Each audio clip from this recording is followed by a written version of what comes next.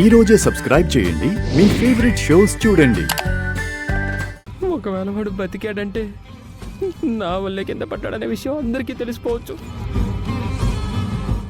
అలా జరగకుండా ఉండాలంటే బంటిని శాశ్వతంగా పైకి పంపించేయడం బెటర్ మమ్మీ.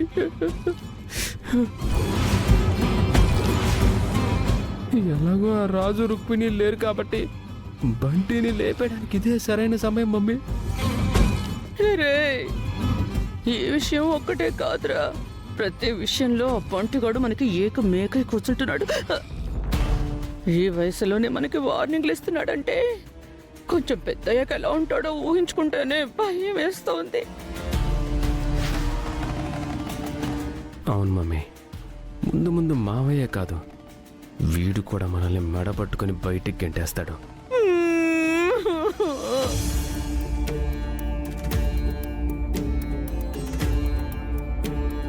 ప్లీజ్ అమ్మాయి గారు, మనం త్వరగా వెళ్దాం. బంటికి ఏం కాదు అమ్మాయి గారు, మనం హాస్పిటల్కి వెళ్దాం. అమ్మాయి గారు ఇంకా చాలు, లేవండి అమ్మాయి గారు. అమ్మా, ఎందుకు ఇలా చేస్తున్నావు? మా బంటి ఏం పాపం చేశాడని మా బంటిని ఈ సిచ్యువేషన్లో పెట్టావు? ఏం పాపం చేసిందని మా అమ్మాయి గారిని ఇలా శిక్షిస్తున్నావు? అసలు నువ్వు ఉన్నది నిజమైతే ఇవన్నీ ఎందుకమ్మా? నిజంగా నువ్వు ఉంటే మా బంటి కోలుకునేలా చెయ్యమ్మా.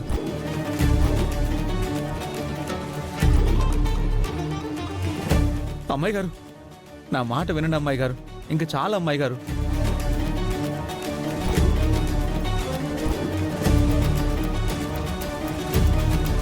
మా బంటికి ఎలా ఉందండి? అబ్జర్వేషన్లో ఉంచాం సార్. ప్రస్తుతానికి సెలైన్ ఎక్కుతుంది.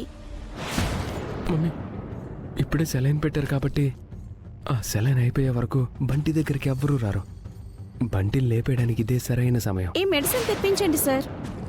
నేను తీసుకొస్తాను. నేను మమ్మీ, నువ్వు కూడా డబ్బులు కట్టాలి కదా.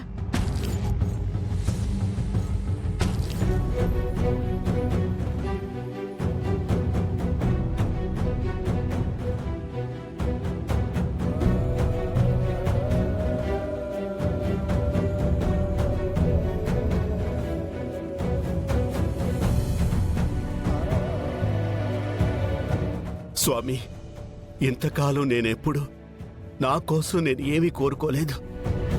నా కుటుంబం కోసం, నా ప్రజల కోసమో కోరుకొని ఉంటాను. మొదటిసారి నా కోసం కోరుకుంటున్నాను.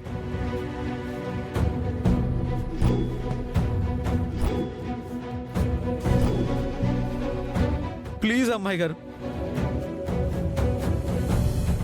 బంటి అంటే కేవలం నా మనవడు కాదు స్వామి, నా బిడ్డ నాకు అప్పగించిన ఒక బాధ్యత.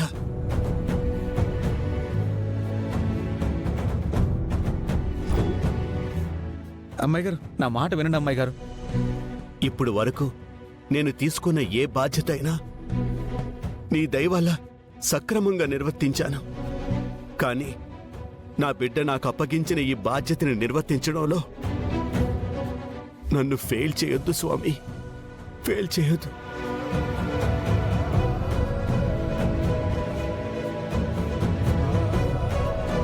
నా బిడ్డని నాకు దూరం చేశావు. ఇప్పుడు నా బిడ్డని నా మనవడి రూపంలో చూసుకుంటున్నాను. ఈసారి మాత్రం నా మనవడిని దూరం చేయకు స్వామి, దూరం చేయకు.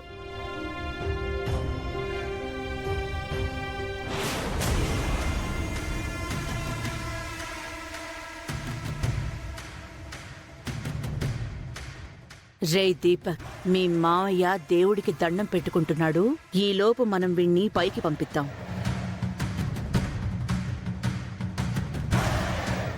ఎరా పిల్ల బుడంకాయ్, ఇంతలేవు, మాకు వార్నింగులు ఇస్తావా?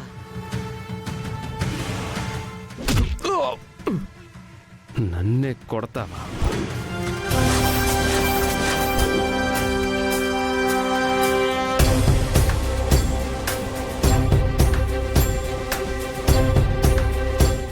అమ్మాయి గారు, వద్దా అమ్మాయి గారు, ఎందుకు అమ్మాయి గారు ఇలా చేస్తున్నారు? అమ్మాయి గారు, వద్దా అమ్మాయి గారు.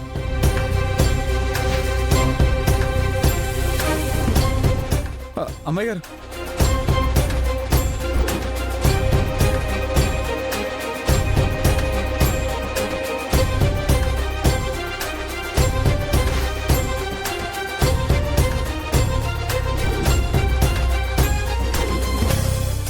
నువ్వు బ్రతకాలని మీ తాతయ్య ఒకవైపు మీ అమ్మమ్మ ఒకవైపు దండాల మీద దండాలు పెట్టేస్తున్నారు.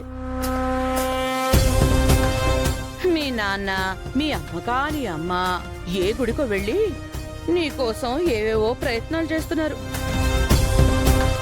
అమ్మాయి గారు అమ్మాయి గారు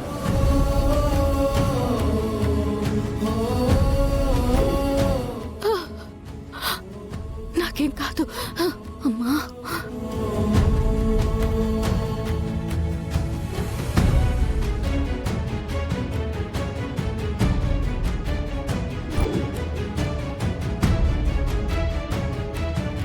అమ్మాయి గారు నా మాట వినండి అమ్మాయి గారు, వెళ్ళిపోదాం పదండి అమ్మాయి గారు.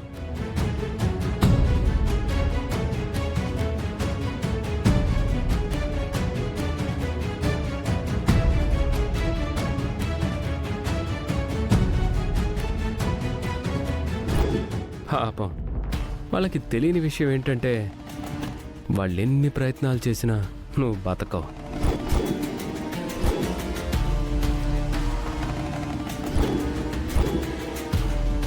నిన్ను మా నుండి కాపాడడం ఎవ్వరి వల్ల కాదు.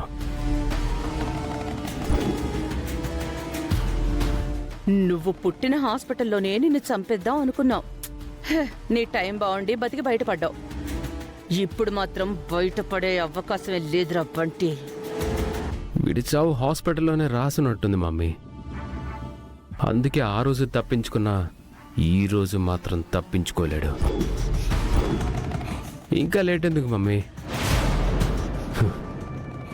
లేపేద్దాం.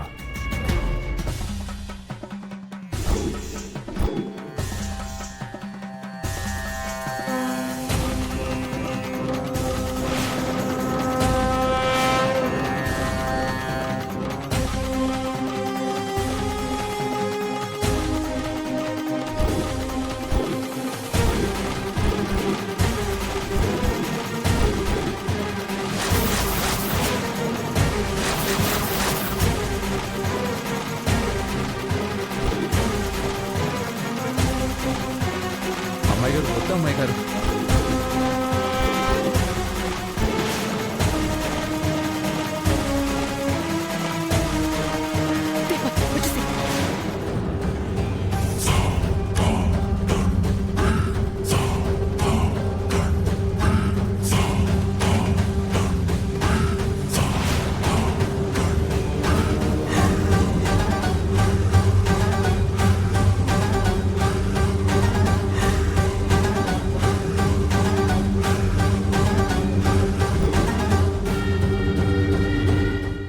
సిస్టర్ ఇప్పుడు కూడా అలానే ఉందండి.